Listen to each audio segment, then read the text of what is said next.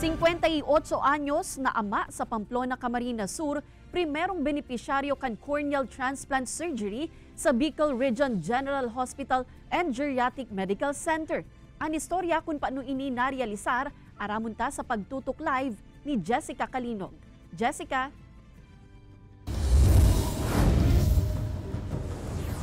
Kan Mayo 30 pinirmahan kan Bicol Region General Hospital and Geriatric Medical Center an sarong Memorandum of Agreement para sa indang partnership with iBank Foundation of the Philippines. Ini man na nagindalan tanganing magkaigwana nin corneal tissue donor an sa indang pasyente digdi sa Camarines Sur. Mayo na nintoong mataan 58 anyos na si Tatay Digno. 7 anyos da siya kan magkakomplikasyon huli sa tipdas, kaya kinaipuhan ining halion. Taong 2018 kan enot nang magsairarom sa corneal transplant surgery si Tatay Digno sa Metro Manila. Alagad liwat daang naglaboan sa iyang natatadang mata kan 2022, huli sa dai pa syertong rason. Kaya nagpa-check up liwat siya sa Bicol Region General Hospital and Geriatric Medical Center sa Banwaan kan Kabusaw.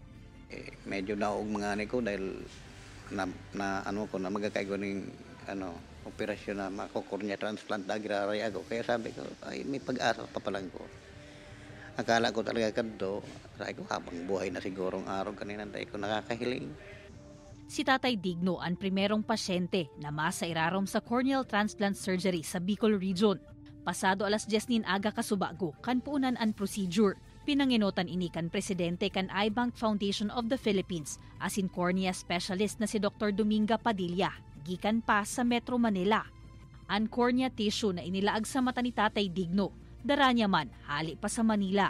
Medyo sketchy yung kanyang history. No? Then he was able to see, kaya lang hindi yata tinanggal yung mga tahi. I think dun ang naging focus, naging cause ng another infection which was not addressed. Kaya ngayon, nag-spread yung puti, no? Tapos may katarata pa rin siya. So he has 2 problems, no? In fact, sa nakikita ko, nabutas yung mata niya dun sa second time.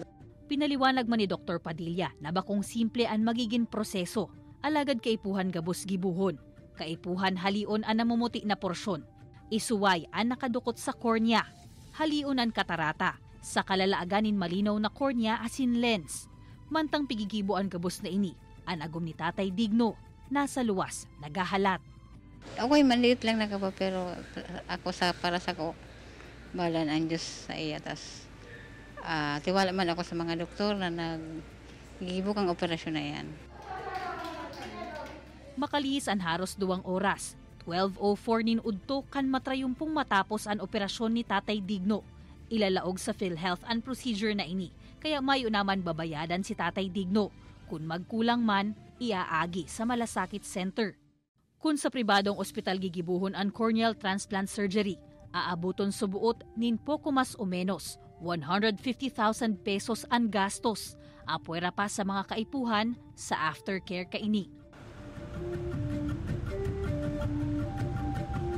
At sa alas 8 nin Banggi Kate, hahalion naman itong eye patch ni Tatay Digno asin duman maaaraman kung makakahiling na siya. Sa pagiman kay itong MOA with iBank Foundation of the Philippines, tatabangan ang BRGH-GMC na maka-establish nin eye tissue retrieval system nganing pwede na sindang mag-akomodar nin corneal tissue donors asin nganing kung kaipuhan man day na makuapa sa Metro Manila. Kaya ngani pigayan kami narkit ang publiko na ikonsiderar ang pagdonar nin corneal tissue lalo na ta kadakol nin nangangaipuhan kaini sa Bicol Region asin sa bilog na nasyon.